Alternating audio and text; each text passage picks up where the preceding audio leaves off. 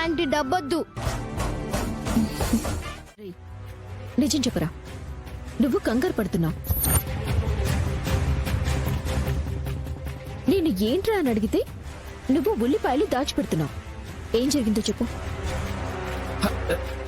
ఏట్లేదమ్మా,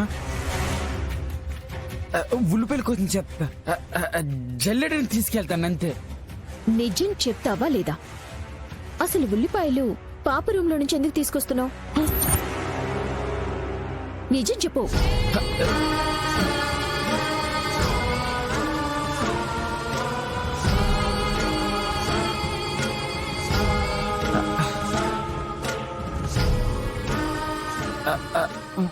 వదిలేసేయడమ్మా, ఏట్లేదు, మీకు తర్వాత చెప్తాను.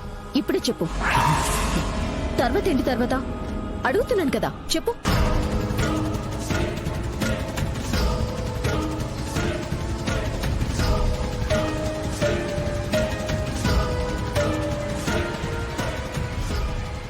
ఏట్లేదమ్మా, ఈ ఉల్లిపాయలతో మీరు ఇక్కడి నుంచి వెళ్ళకూడదని సిరం మీ ఉల్లిపాయలతో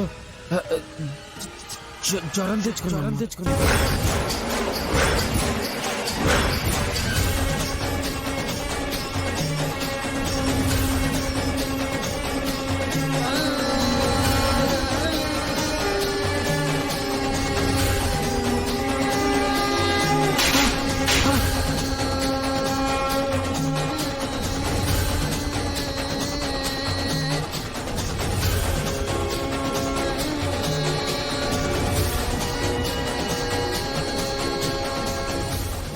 అసలు ఏం జరుగుతుంది ఇంట్లో?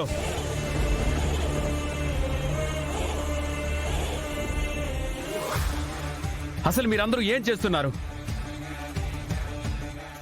మీ అందరిని ఇక్కడి నుంచి వెళ్ళిపోమని చెప్పాను, కానీ మీరు వెళ్లకుండా ఇదిగో ఈ చిన్న పిల్లని సాగ్గా చూపించి మీరందరూ ఇక్కడే ఉన్నారు. సారీ నాన్న, నేనే తప్పు చేశాను. నువ్వు నాతో మాట్లాడుకో.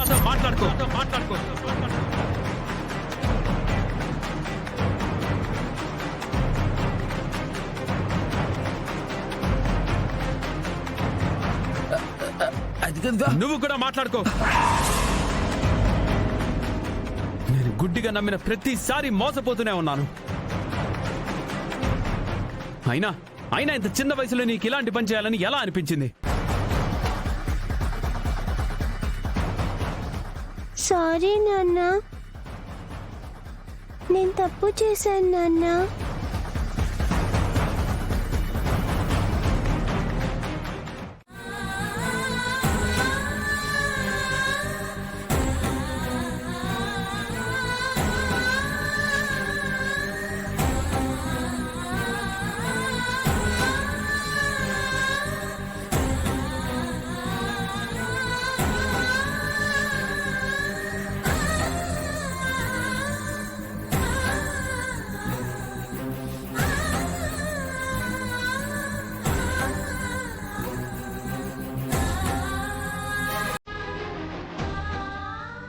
హై ఫీవర్ ఉంది.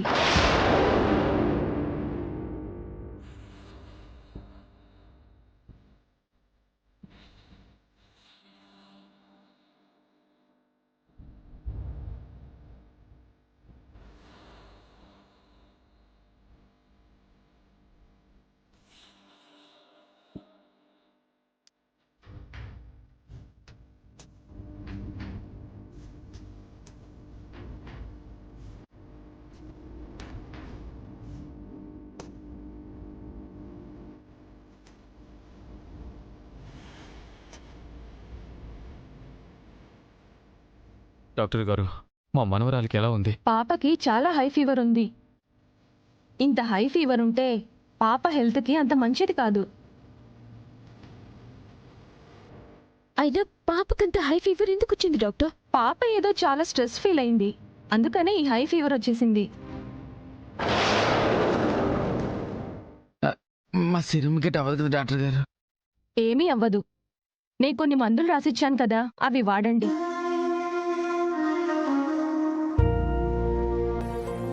ఇంతకీ పాప ఫాదర్ మదర్ ఎవరు? నేనేనండి మదర్ని. మరి ఫాదర్ ఎవరు? నేనే. పాప ఏదో విషయంలో చాలా ఒత్తిడికి ఫీల్ అవుతుంది. దయచేసి పాపను చాలా జాగ్రత్తగా చూసుకోండి. అలాగే డాక్టర్, పాపని జాగ్రత్తగా చూసుకుంటాం. పాపకి హై ఫీవర్ వచ్చింది కదా, కాసేపట్లో కోలుకుంటుంది. ఉమ్, వెంటనే నేను రాసిచ్చిన టాబ్లెట్స్ తీసుకొచ్చి తనకు వేయండి. అలాగే డాక్టర్. ఇక నేను వెళ్ళొస్తాను. Thank you doctor.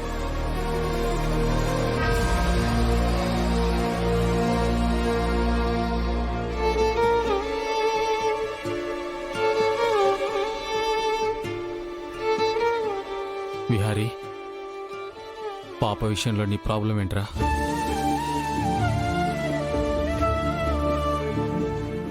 పాపని వాళ్ళందరినీ ఇక్కడి నుంచి ఎందుకు వెళ్ళిపోమంటున్నావు?